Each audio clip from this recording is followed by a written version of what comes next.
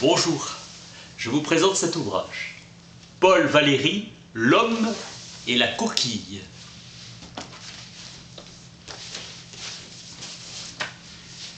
Le hasard m'a prescrit d'écrire sur le thème des coquilles. Ramasser sur le sable la petite coque calcaire et admirer le tourbillon minéral.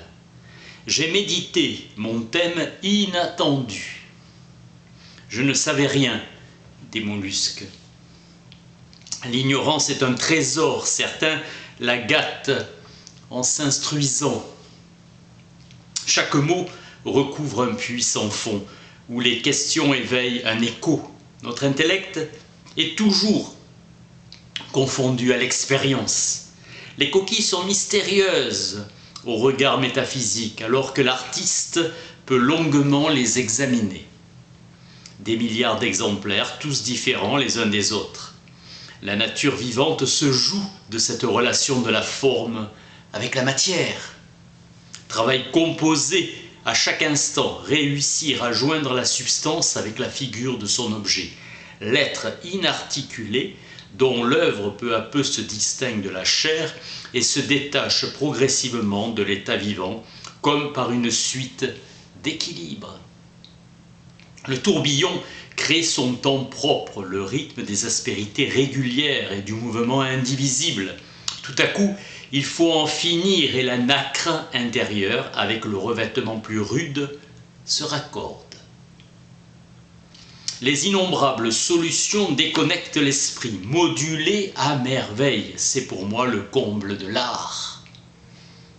Cet idéal des transformations n'est pas du tout considéré de notre temps. La nature est demeurée à ses inflexions. La nature semble faire d'autant plus complexe que l'espèce est plus éveillée. J'ai songé toute ma vie à une poésie des merveilles et des émotions de l'intellect, comme un son pur se détache du bruit et du désordre ordinaire. La nature nous manifeste tout ce qu'il faut d'inhumain pour nous déconcerter. Nous concevons la construction de ces objets, mais pas leur formation qui nous intrigue. Ce coquillage sur le thème de l'hélice est un étonnement. Je pressens tout le trésor infus des réponses qui s'ébauchent en moi. L'idée de torsion, principe de simplicité, d'une merveilleuse variété. La forme s'enrichit sans s'altérer sur le motif fondamental de l'hélice spiralée. Obéir à l'idée de progression périodique en exploitant toute la fécondité abstraite. Le propre de l'intelligence est d'en finir avec l'infini et d'exterminer la répétition. Tous les coquillages ont la forme qui dérive d'un tube, une dissymétrie. Peu de coquilles montrent une spirale qui s'écarte vue du sommet en procédant de droite à gauche. La spirale va à l'infini et la coquille tout à coup se lasse de suivre. Préférence statistique pour les dextres au détriment des sénestres, de gauche à droite vue du sommet. Qui a fait sa forme ? Je discerne une construction dans ce coquillage, l'œuvre de quelques mains n'agissant pas au hasard.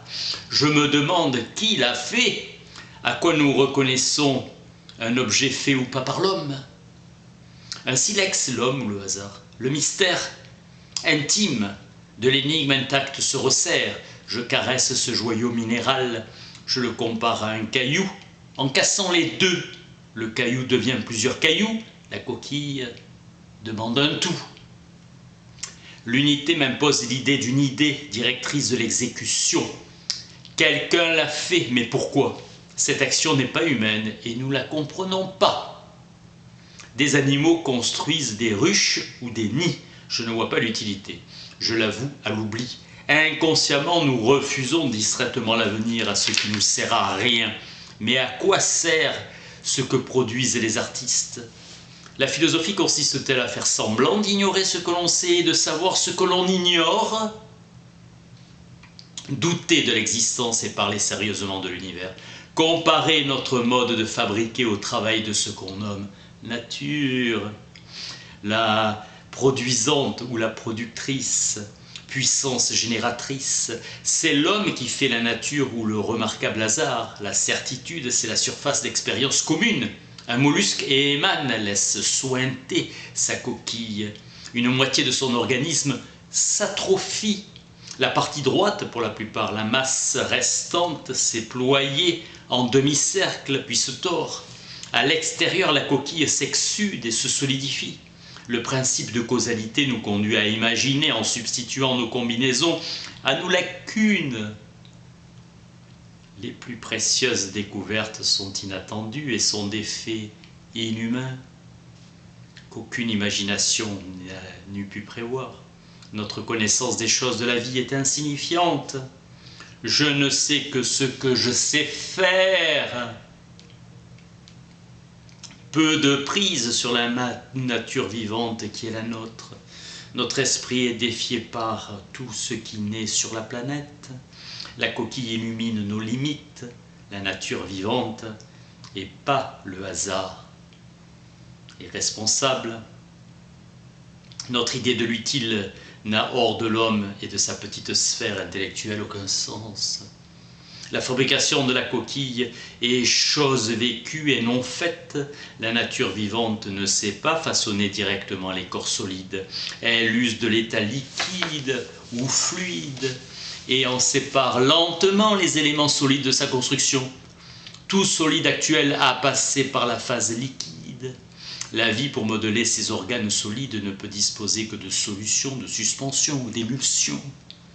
Notre animal absorbe les sels de calcium traités par son foie et qui passent dans son sang. La matière première de la partie minérale est acquise, alimentant l'activité d'un organe qui sécrétera les éléments du solide à construire.